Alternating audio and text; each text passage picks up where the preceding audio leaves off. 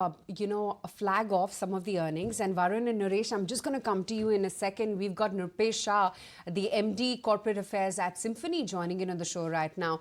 Nrupesh, hi, afternoon. Good to have you on ET now. There's been a decline, Nrupesh, across all the metrics that one has seen, especially on the operational front. Tell me what's led to this kind of decline in your quarterly performance. So as far as standalone performance is concerned, there is a minimal growth in top line. And as far as subsidiaries are concerned, they are almost flattish. However, importantly, we launched 17 new models, and 17 new models production was and has been scheduled starting middle of December, and for many models January and current month. By December end, we received unprecedented advances, and total unbilled advances are substantially higher than the domestic sales we registered, and that advances will be billed and dispatched in current quarter. So it's more about a spillover of sales from December quarter to March quarter. However, nothing to lose because consumer sales of air cooler happens only during or by and large during summer. That's number one.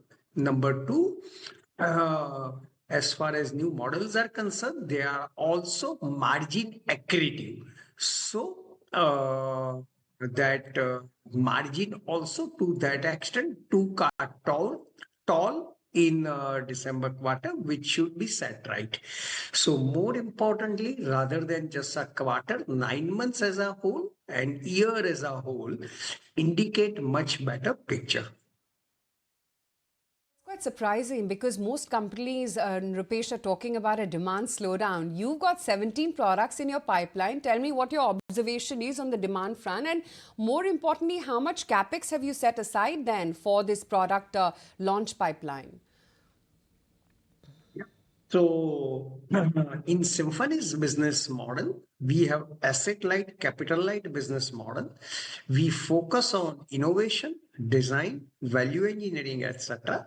And hence, our investments for launch of new models is restricted to molds, dies, and jigs, which doesn't exceed 10 crore per year.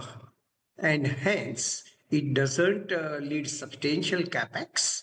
As far as traction of new models is concerned, many of them have outstanding innovative features, including performance, aesthetics, etc., and have received excellent response across the geographies.